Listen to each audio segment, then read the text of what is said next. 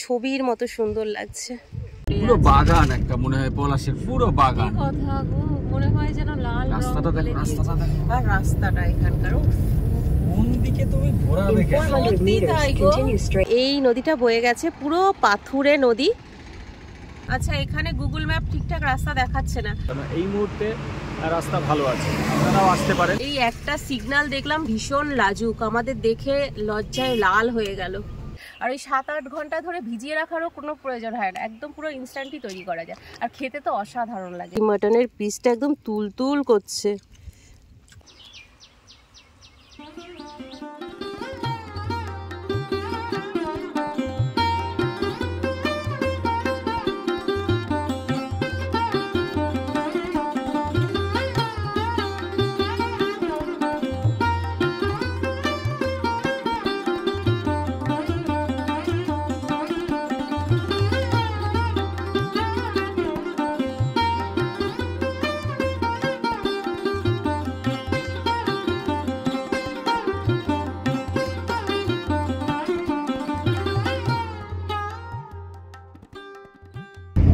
রাতের science city. Good morning. আজকে 12ই March 2025। আর শঙ্খচিলের পাখা আবার উড়াল দিল। আর এইবার শঙ্খচিলের পাখা চলেছে একেবারে রাঙামাটির দেশে, লাল পাহাড়ির দেশে। মানে রক্তিম আভায় লাল হয়ে রয়েছে এইরকম পুরুলিয়া দেখতে। এখন ঘড়িতে বাজে সময় 5টা, অ্যাকচুয়ালি 5টার একটু বেশি বেজে গেছে। আমরা বাড়ি থেকে বেরিয়েছি 5টার সময়। আর আমাদের এই কলকাতা থেকে পুরুলিয়ার ডিস্টেন্স ওই 300 কিলোমিটারের মতো, যেহেতু আমরা জয়পুর হয়ে যাচ্ছি। আর সময় লাগবে 7 ঘন্টার মতো।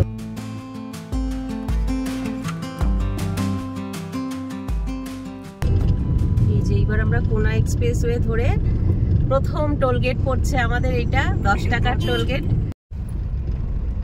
কলকাতা ছেড়ে এইবার আমরা হাওড়া মিউনিসিপ্যালিটির মধ্যে আসলাম। কিন্তু এই যে সাঁতরাগাছির আগে লরি আর বাস দেখছি, তাতে মনে হচ্ছে বেশ ভালোই জ্যাম হবে। তো যাই হোক, আমরা এই সার্ভিস লেনটা ধরে নেব। সাঁতরাগাছি ফ্লাইওভারটার আগে এসে দেখছি কিছু একটা কনস্ট্রাকশনের কাজ চলছে। রাস্তা একদম পুরো ন্যারো হয়ে গেছে। সার্ভিস লেনটাও বোধহয় ধরা যাবে না, দেখেছো ব্যারিকেড করে দিয়েছে।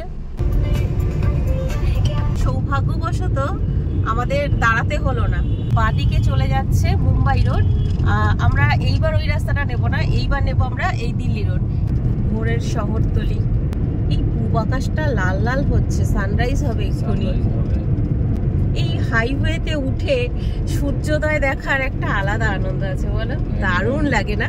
ওই অন্ধকার থেকে আস্তে আস্তে আলো ফুটছে, তারপরে সূর্য উঠছে। আমরা এখন আছি NH-12-এ। এই যে এই রাস্তা দিয়ে গেলে আবার কলকাতায় ঢুকে যাব আমরা। এই রাস্তায় যাব না, এখন আমরা এই রাস্তাটা নিয়ে নেব। এখানে লেখাই রয়েছে, অ্যারো দেওয়াই রয়েছে। এই NH-12 কিন্তু বেশ খারাপ আছে কিছুটা জায়গায়, মানে ভালোই খারাপ। আর এই ব্রিজটা শেষ হওয়ার পরে লেফট সাইড নিয়ে নিতে হবে। বেসিক্যালি আমরা NH ছেড়ে SH এ ঢুকবো। যে রাস্তাটায় উঠবো সেটা হচ্ছে TN মুখার্জি রোড। আরে আরে আরে, রাস্তায় চলে আসছে। বাবা দূর হচ্ছে, দেখো সিগন্যালটা খোলা ছিল রে। বাদিকে লরি। এই যে ডানকুনি শহর ব্রিজের নিচে। বাকুনি না, আমাদের ডানকুনি। হ্যাঁ, বাকুনি না ডানকুনি, ঠিকই হয়েছে। আর এই সত্যি লরিগুলো মানে চলন্ত পুজোর প্যান্ডেল একটা। সকাল হয়ে গেছে তাও লাইট অফ করছে না। সত্যি আমরা পলাশের আশায় কোথায় যাচ্ছি না। এই রাস্তার প্রবলেম একটাই, রাতের বেলায় ওই যখন লরিগুলো আসে সামনে দিয়ে, এত লাইট থাকে ওদের, মানে পুরো চলন্ত প্যান্ডেল একটা, পুরো চোখ, সত্যি তাই, পুরো চোখ ঝলসে দেয়। এই যে শালকিয়া এখান থেকে 17 আর চাপাডাঙ্গা 38। পুরুলিয়াতে আগুন লেগেছে, সেটাই দেখতে যাচ্ছি এখন। আর এখন এই চিপস খাচ্ছি। ফ্রিকা চিপস। কেন ফ্রিকা চিপস? ওরা টাকা দিয়ে কেনা আছে। জেপ্টো কেন? তোকে নাকি হোলি স্পেশাল দিয়েছে জেপ্টো তোকে। গাইস দেখুন, এটা আমি প্রমোশন করছি না, কিন্তু জেপ্টো দিয়েছে এটা।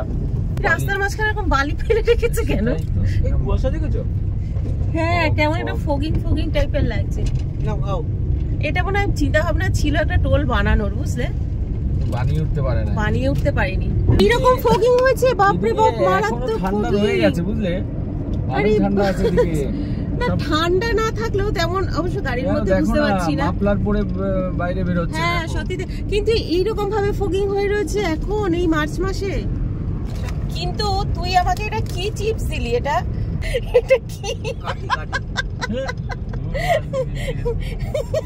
আমার তো দেখি হাসি পাচ্ছে, কেমন অদ্ভুত ভাবে ফগিংটা হয়ে রয়েছে। পুরো মনে হচ্ছে কি কেউ ধোঁয়া এনে রেখে দিয়েছে এখানটায়। 6:17 মতো বাজে। তো এত সকাল বলে বাজার এরিয়াগুলো এখনো ইনঅ্যাক্টিভ রয়েছে। যত বেলা বাড়বে তত এখানে মানে লোকজনের সমাগম একদম ভরপুর থাকবে। আমরা চেয়েছিলাম মোটামুটি 3:30-র মধ্যে বাড়ি থেকে বেরোতে, যাতে বাজার এরিয়াগুলো ফাঁকায় ফাঁকায় বেরিয়ে যেতে পারি। আমরা 3:30টায় প্ল্যান করে বাড়ি থেকে বেরিয়েছি 5টায়। চিয়াখালা চৌমাথা মোড়ে মাছের আড়ত আছে। হ্যাঁ, এখানে মাছের আড়ত। ওই যে টুনা ফিশ, এটা টুনা ফিশ। হ্যাঁ, যাই হোক, এখানে একটা মাছের আড়ত রয়েছে। আর এখানটা বেশ ঘিঞ্জি এলাকা। আমাদের 5-7 মিনিট এখানে আটকে থাকতে হলো। মাছের নিলাম চলছে, ভালো লাগছে কিন্তু দেখতে। বেশ সানরাইজটা পেছন দিক দিয়ে হলো, দেখতে পেলাম না। এই এখন কিছু একটা চাষ করছে, দিগন্ত বিস্তৃত চাষের জমি, ধান রুয়েছে, তারপর আলুর চাষ দেখলাম, আরো কি কি সব সবজির চাষ হচ্ছে। কিন্তু এই যে মানে এত সবুজ, চোখের একটা আলাদা আরাম আসছে, দারুণ লাগছে। আর সব থেকে বড় কথা, এই সবুজের মধ্যে দেখছি ঝাঁকে ঝাঁকে বক, জমিতে বক চড়ে বেড়াচ্ছে। ও পোকামাকড় খাওয়ার জন্যই ওরা ঘুরে বেড়ায়। আর এই রাস্তায় কিন্তু প্রচুর বাম্পার দেখছি, প্রচুর বাম্পার। আগের বার যখন এসেছিলাম বেশ পটলস পেয়েছিলাম, পটলসটা এখন দেখছি না, এখনো পর্যন্ত দেখছি না, কিন্তু বাম্পার প্রচুর রয়েছে। ওই বাজারগুলো আসলে তখনই বাম্পারগুলো আরো বেড়ে যায়।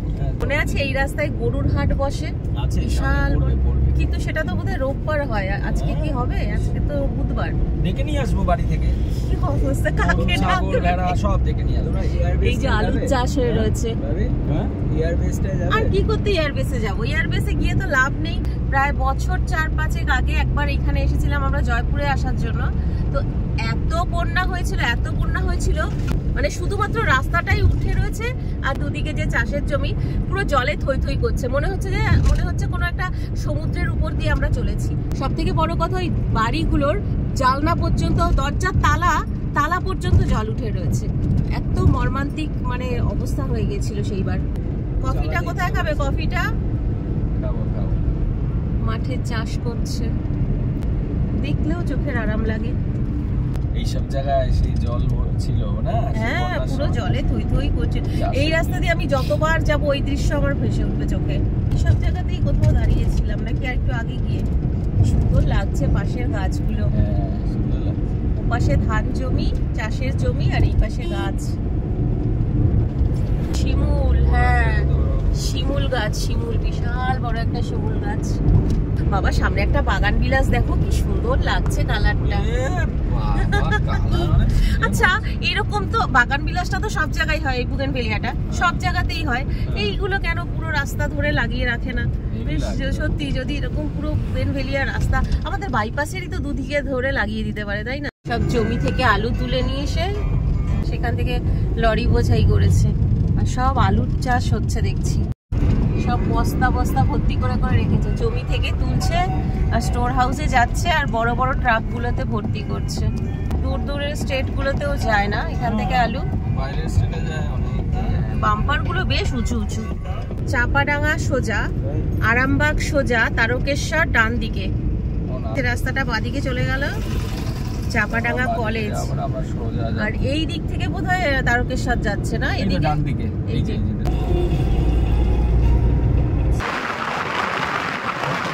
টোল গেট শুরু হচ্ছে, মানে তৈরি হয়ে গেছে, অলমোস্ট সমস্ত কিছু হয়ে গেছে, কিন্তু ওপেন হয়নি এখনো।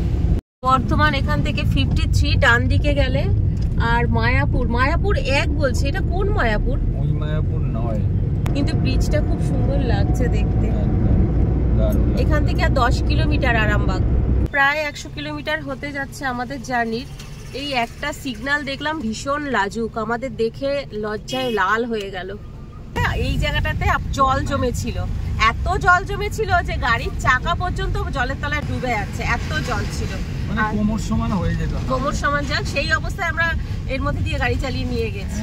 ফেরার সময় জল আরো বেড়ে গেছে এবং ওই জলের মধ্যে গাড়ি এক জায়গায় বন্ধ হয়ে গেল। আর কতগুলো বাচ্চা টাচ্চা ছিল, ওরা এসে হ্যাঁ ফেরার সময় কথাই বলছি, আর ওরা ঠেলে তারপরে গাড়িটাকে তুলে দিল। ঘড়িতে এখন 7:30 বাজে আর আমরা এই আরামবাগ পৌঁছে গেলাম। এখান থেকে ওই 45 কিলোমিটার জয়পুর ফরেস্টটা। সকালবেলা বলে বোঝা যাচ্ছে না, কিন্তু এটা কিন্তু বেশ জনবহুল এলাকা। মানে সন্ধেবেলা বা বিকেলবেলা আসলে তো খুব ভালোভাবে বোঝা যায়, প্রচুর লোকজন থাকে এই জায়গাটায়। এই যে ডান দিকে যে রাস্তাটা চলে গেছে, এই যে এই রাস্তা দিয়ে গেলে পরে আরামবাগ স্টেশনটা পড়বে, রেলওয়ে স্টেশন। এখন আমরা রয়েছি কালীপুর মোড়ে। এইখান থেকে আমাদের একদম পুরো ডান দিকের রাস্তাটা নিয়ে নিতে হবে, ওইটাকে এই আইল্যান্ডটাকে ঘুরতে হবে।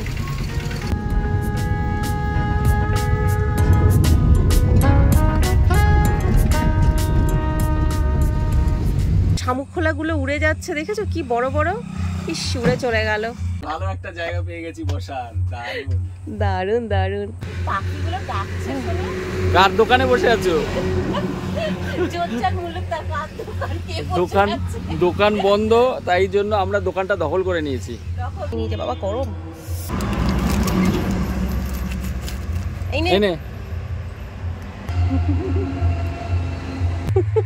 বেশ ভালো লাগছে কিন্তু না, হাইওয়ের পাশে এরকম একটা ছোট্ট ঝুপড়ি দোকান, মাচা বাঁধা রয়েছে। তুমি তো পুরো দখল করে নিয়েছো। এটা আমাদের দোকান। এখন ভালো জায়গা পেয়েছি কফি খাওয়ার। কফি নিবি আর একটু? কি সুন্দর পাখি ডাকছে।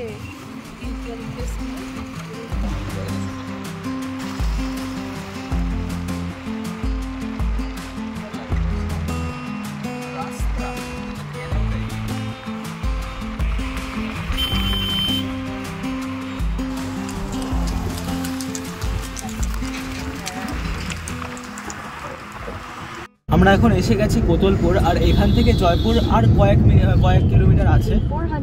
এখানে এই সবুজ সংঘ লেখা আছে এই স্ট্যাচুটার এখানে, আর আমরা এখন এখানে হচ্ছে ঘুরছি বেসিক্যালি সোজা রাস্তায়, কিন্তু আমাদেরকে ঘুরতে হচ্ছে। এখন বাজে হচ্ছে 9টা। হ্যাঁ, আমরা জয়পুর জঙ্গলে সবে প্রবেশ করলাম। এই বাদিকে বনলতা, হ্যাঁ এই যে বনলতা। একটা ওয়াশরুম ব্রেক নিতে হবে, আর দ্বিতীয়ত আমাদের যে গ্যাসের লাইটারটা কোথায় রাখা হয়েছে মনে করতে পারছে না, তাই একটা দেশলাই কিনতে হবে।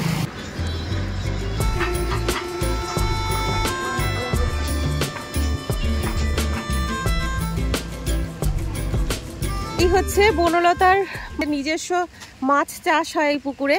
স্টের জায়গাগুলো ঠিক ওই দিকটায় আছে, আর ওই দিকে ফার্ম আছে, শাকসবজি যেরকম চাষ হয়, তারপরে এমু পাখি, কোয়েল এইগুলো আছে, আর এই দিকটায় হচ্ছে রেস্টুরেন্ট। আমরা বেরিয়ে যাচ্ছি, আমরা ভিতরে আর ঢুকবো না। এর আগে বেশ কয়েকবার এসেছি, তো ওই মোটামুটি ওয়াশরুম ব্রেকের জন্যই এখানটা দাঁড়ালাম। যাই হোক, আমাদের খাবার দাবার তো আমাদের সাথেই থাকে। আমরা এই জয়পুর ফরেস্টেই এখানেই আমরা ব্রেকফাস্ট করে নেব। পুরো শাল গাছগুলোতে ফুল এসে সাদা সাদা হয়ে রয়েছে, কি সুন্দর লাগছে। গাছে পুরো ফুলের মঞ্জুরিতে ভরে গেছে, আর এই ফুলের পাপড়িগুলোই ঝরে ঝরে পড়ছে।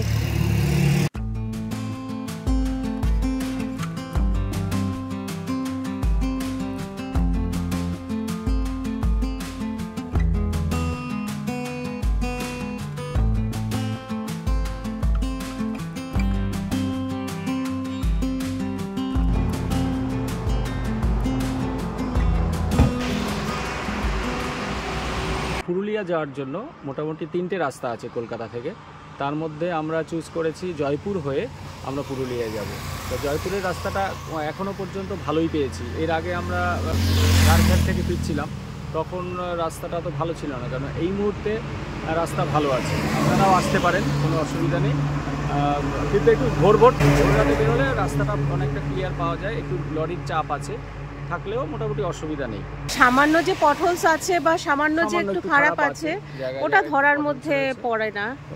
এই যে এইখান থেকে আমরা একটুখানি ঢুকবো, এই রাস্তা দিয়ে এয়ারবেসে যেতে হয়, কিন্তু আমরা এয়ারবেসের অত দূরটা যাবো না।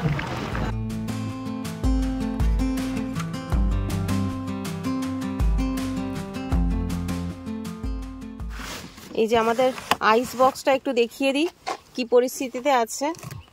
আমাদের লাঞ্চে আছে মাটন আছে, চিংড়ি মাছের একটা রেসিপি আছে, অনেক কিছু রান্না করেছি কালকে আমি, আর এগ কারি আছে, আর পরোটা আছে, ওটা রাতের ডিনারের জন্য। আমি ডিনার ফিনার সব রেডি করে নিয়ে এসেছি। পরোটা কোথায়? পরোটাটা সামনে আছে। আর এই যে চানা মশলা আছে, চানা মশলাটা একটু গরম করব, পরোটাটা একটু গরম করব।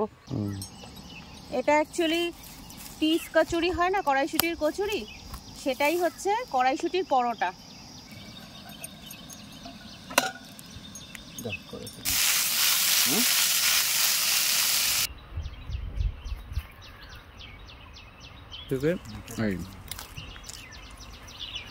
আহা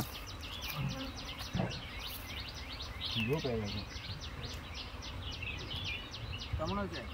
তুমি রান্না করেছো, তুমি বলো।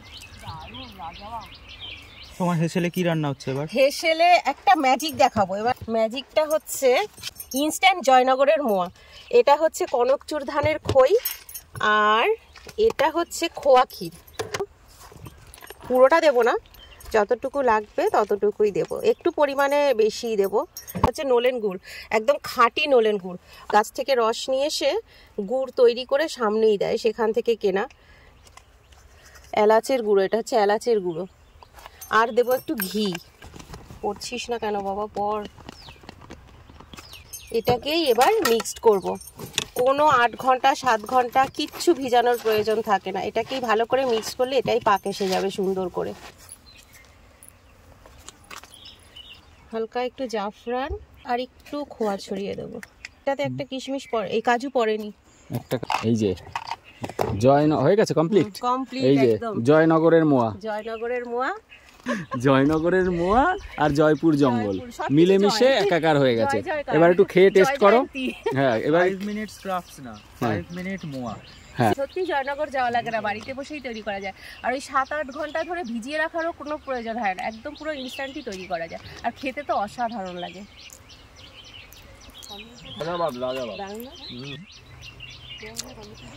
সাহস।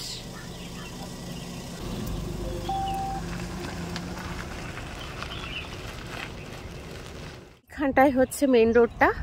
মেন রোডটা দিয়ে ঢুকে জাস্ট একটু এসে এইরকম একটা ফাঁকা রাস্তা পেয়েছি, এখানে দাঁড়িয়ে ব্রেকফাস্টটা সেরে নিলাম।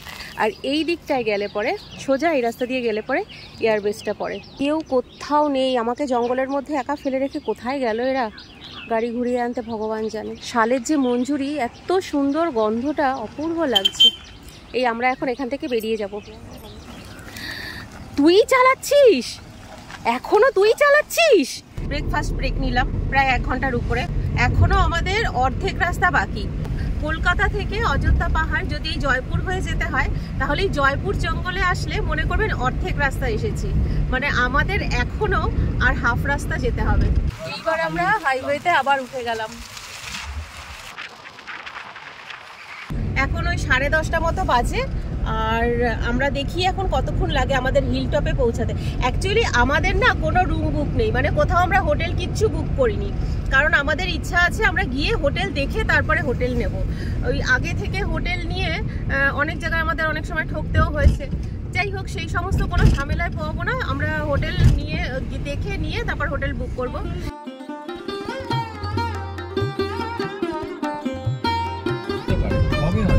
কি হবে বাবা, এই রাস্তাটা তো খবর টাইপের রাস্তা। সামনে খড়গপুর, এইদিকে যাবো না, আমরা যাবো এই Mukutmanipur road. In 600 meters, sharp right. এখান দিয়ে আবার কলকাতাও যাওয়া যায়। এখান থেকে মুকুটমণিপুর হচ্ছে 69।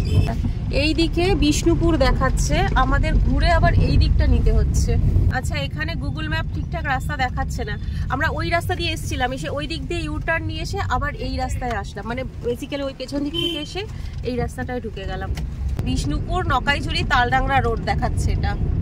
এখানে আবার পুলিশ চেকিং হচ্ছে। যাই হোক, এখানে কিন্তু বেশ মাঝে মাঝে দেখছি পুলিশ পোস্টিং রয়েছে, রাস্তার মাঝে মাঝে দেখা যাচ্ছে। স্পিডটা মেইনটেইন করে চলা উচিত, কারণ না হলে যে কোনো সময় ফাইন করে দিতে পারে। পরিষ্কার রাস্তা, হ্যাঁ রাস্তা কিন্তু বেশ ভালো, অনেক মানে সামান্য যেটুকু পটহোলস আছে বা যেটুকু যা আছে ওটা যত সামান্য, ওয়েস্ট বেঙ্গলে ওটুকু ধরার মধ্যে পড়ে না। বিভিন্ন মানুষ বিভিন্ন রকম ভাবে তাদের রিক্রিয়েশন করে, আমাদের রিক্রিয়েশন কিন্তু পুরো রোড ট্রিপ। মানে আমরা গন্তব্য থেকেও রোড ট্রিপটাকে বেশি এনজয় করি, একদমই তাই। সারাদিন যদি এরকম পথ দিয়ে আমাদের চলা হয়, তাও বোধহয় আমাদের ক্লান্তি আসবে না। কোনো এক সময় হিমাচলে যখন যাব এইরকম লোকাল বাসে উঠবো এবং বাসের টপে উঠবো, টপে বসে যাব পাহাড়ি রাস্তায় বাসের টপে। আমার এটা ড্রিম, জানো না, সত্যি আমার এটা স্বপ্ন, আমি একবার যাবো ওরকম। একটা বাজার আসছে, এই জায়গাটা হচ্ছে নকাইজুড়ির এই রাস্তাটা কিন্তু আমরা এতক্ষণ যে প্রশংসা করছিলাম সেই প্রশংসায় একটু বিচ্ছেদ ঘটেছে এই রাস্তায়। মানে রাস্তার একটু স্কিন ডিজিজ আছে, প্রবলেম আছে রাস্তায় হালকা ফুলকা।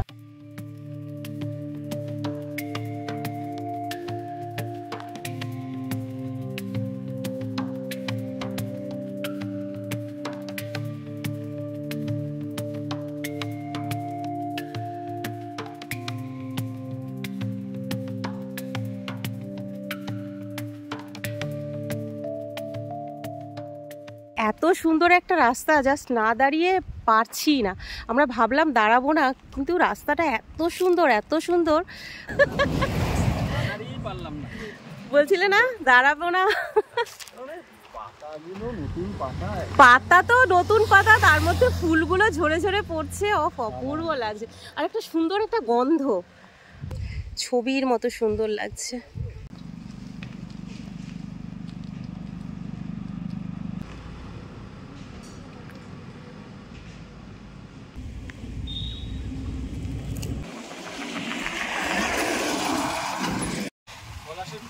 পলাশ দিলাম, নাও পলাশের শুভেচ্ছা।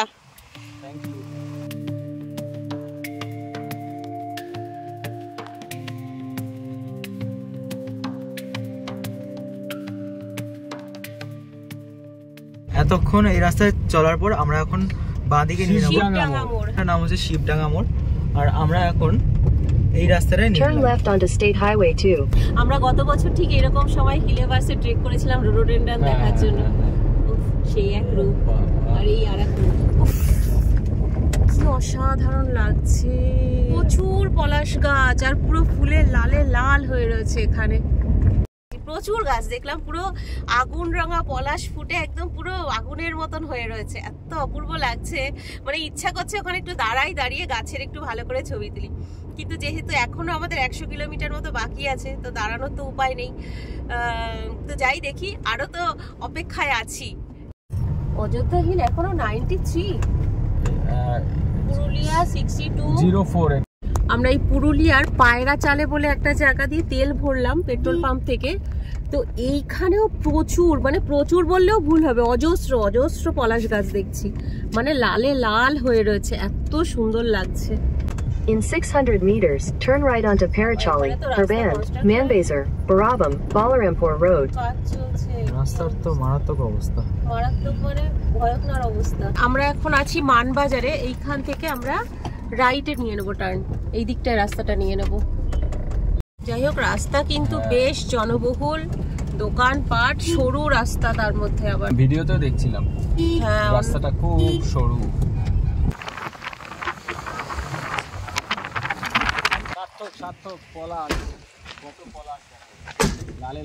লালে লাল পুরো আগুন হয়ে মনে না, বন্যি শিখা আগুন জ্বলছে পুরো, আর হাওয়ায় দুলছে, কি সুন্দর লাগছে। তার মধ্যে ওই দুয়ারসিনী নদীটা কি দারুণ, পাথুরে পাথুরে নদী।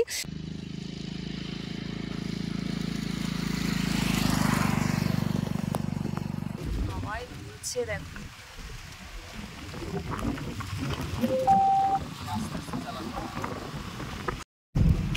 অপূর্ব, কি অপূর্ব।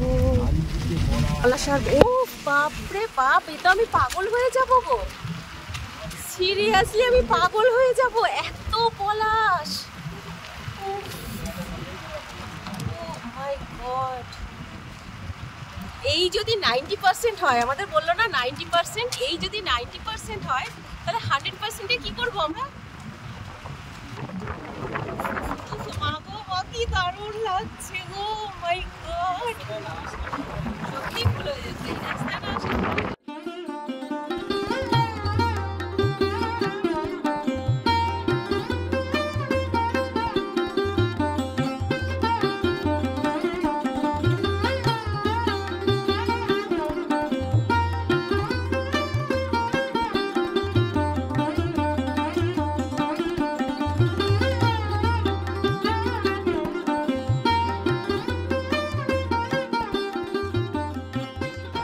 এটা হচ্ছে দুয়ার্সিনী ব্রিজ, আর এই নদীটা বয়ে গেছে পুরো পাথুরে নদী।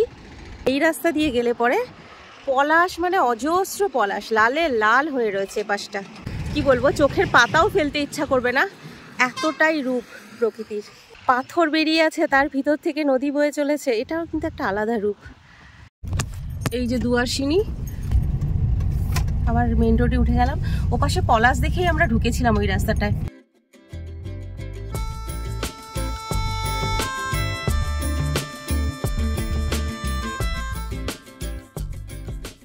ওরে ভাই, ফাগুন লেগেছে বনে বনে। পলাশে পুরো লাশ বানিয়ে দিচ্ছে আমাদের।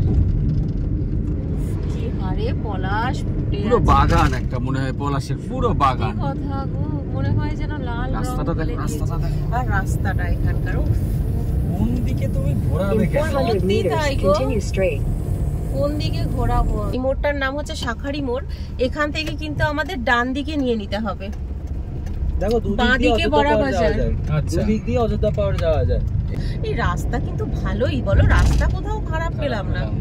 চলো এইখানে লাঞ্চটা সেরে নি কোথাও গিয়ে, কিন্তু গাড়ি ঢোকাবে কোথায়? হ্যাঁ, আমরা এখন আছি তামনাতে। এখান থেকে আর তামনা থেকে 37 কিলোমিটার হিলটপ যেতে। দামদা মোড় এইটা, এখান থেকে ডান দিকে 6 কিলোমিটার নিলে পুরুলিয়া। তো আমরা তো হিলটপের দিকে যাব, আমাদের লেফটে নিতে হবে। ব্রিজগুলো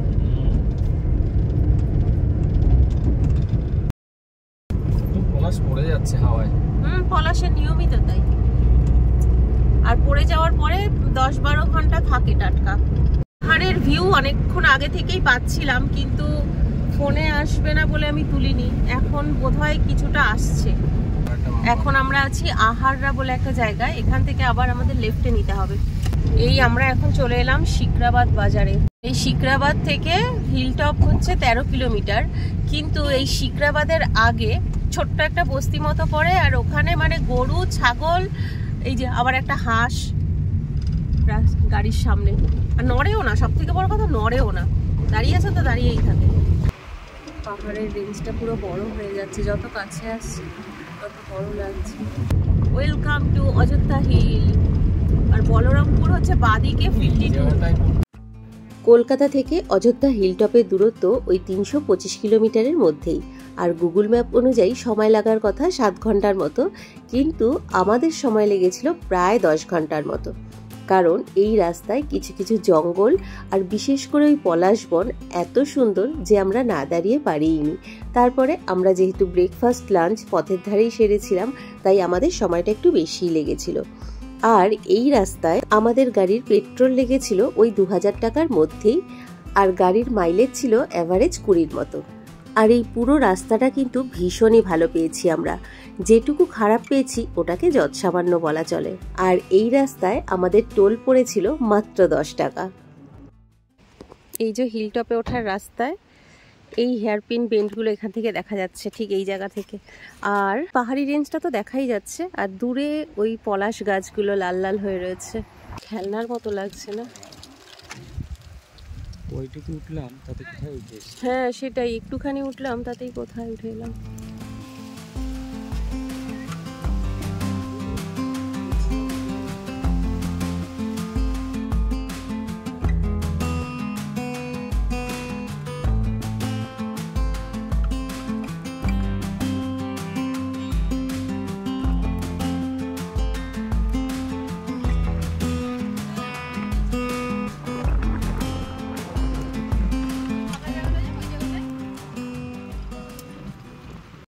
জঙ্গলে আগুন লেগে গেছে। বাবা, জঙ্গলে আগুন জ্বলছে, হাওয়ায় আরো জ্বলবে। হ্যাঁ সেটাই তো। আমরা এখন লাঞ্চ সারবো। এই বিশাল বড় একটা বেল গাছ, আর বেল গাছের এই শোনো, এই বেল গাছের তলায় দাঁড়াচ্ছ, মাথায় বেল পড়লে কি করবে? এই দেখো বেল পড়েছে গাছ থেকে, এই দেখো, এই দেখো বেল পড়েছে। এরকম বেল পড়লে কি করবে? টাক ফাটবে তো। হাওয়ায় বেল পড়লে কি, দেখো কত পাকা পাকা বেল ভর্তি গাছটায়, টাক ফাটবে, কাঁচ ফাটবে। এই এই বেল গাছ থেকে বেল পড়ছে।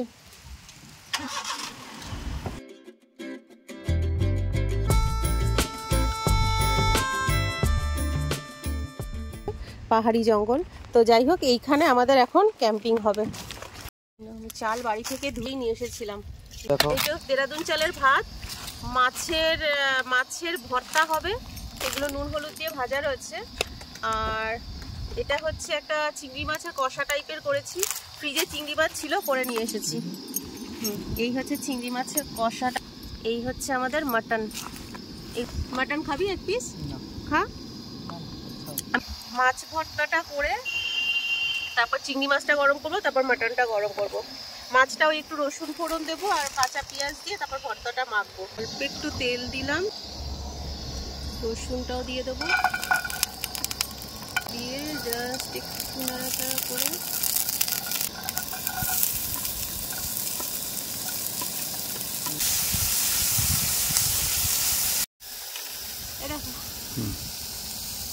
দাঁড়াও। পেঁয়াজ রসুনটা জাস্ট হালকা সিদ্ধ হয়ে গেছে, এখনই মাছটা দিয়ে দেবো। এবার একটু কাঁচা তেল দিয়ে দিই। তেলটা কি বেশি পড়ে গেল? এইটুকু তেল না হলে ভর্তা ভালো লাগবে না, তাই না?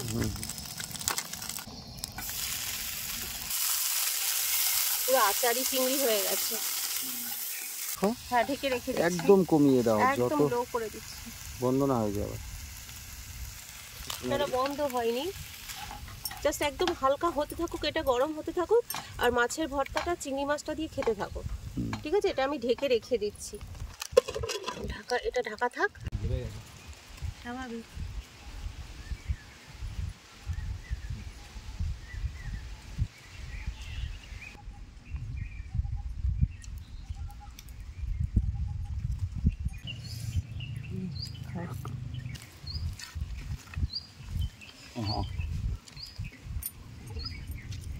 লাজবাব।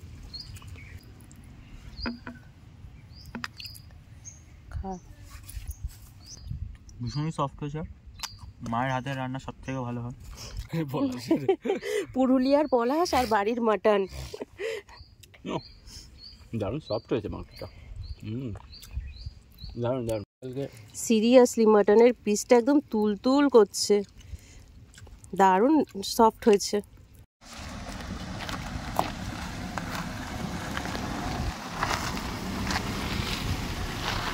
ঠিক আছে, আজকে মোটামুটি একটা হোটেলে থাকবো, কালকে দেখি আর একটা কোথাও। হোটেলের ছাদে চলে এলাম, আর এইখান থেকে ওই দূরে ময়ূর পাহাড়টা দেখা যায়। আর এই যে হচ্ছে গাড়িটা আমাদের রয়েছে, ব্যাগ ট্যাগগুলো ঢোকাচ্ছে। এখানে না এসে যেটা দেখছি, হিল টপের উপরে হোমস্টে হোটেল অনেক রয়েছে। ওই যে আমরা একটু ভয় করি না যে গিয়ে হোটেল পাবো কিনা, ওরকম কিন্তু কোনো ব্যাপার নেই। খুঁজলে হয়তো আরো পেয়ে যেতাম, কিন্তু খুঁজলাম না, যেহেতু বিকেল হয়ে গেছে আমাদের। আমরা তো রাস্তায় অনেকটা সময় কাটিয়েছি না, পলাশ দেখতে গেলাম ওই দিকটায়, পলাশ তার আগে এসে 1 ঘন্টা কাটালাম ওখানে। হ্যাঁ, জয়পুর ফরেস্টে ওখানে 1 ঘন্টার উপরেই কাটালাম বলতে গেলে। এই হচ্ছে আপার ড্যাম পুরুলিয়ার। আগের বার যখন এসেছিলাম একদম গাঢ় নীল রং ছিল, একদম গাঢ় নীল, কিন্তু এখন যেহেতু সন্ধে নেমে গেছে রংটা অতটা বোঝা যাচ্ছে না। যাই হোক, আর এই পাশটা হচ্ছে অপোজিট সাইডটা।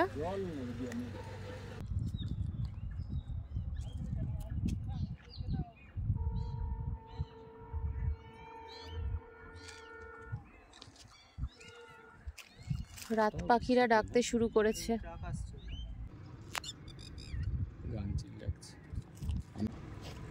কিভাবে আগুনটা জ্বলছে, কিভাবে জ্বলছে আগুনটা, পুরো মালার মতো জ্বলছে।